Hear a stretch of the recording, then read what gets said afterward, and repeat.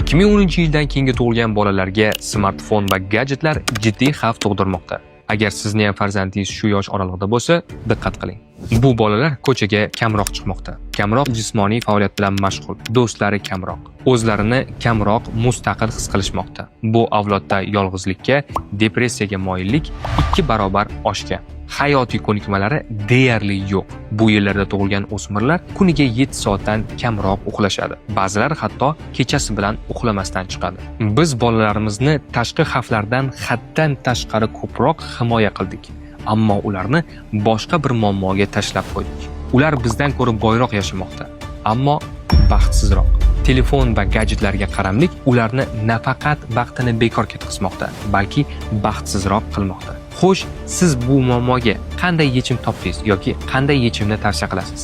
Fikrlaringizni kommentariyada yozib qoldiring. Najot Ta'lim bo'lsa, bunga ajoyib yechim topdi. Start Junior.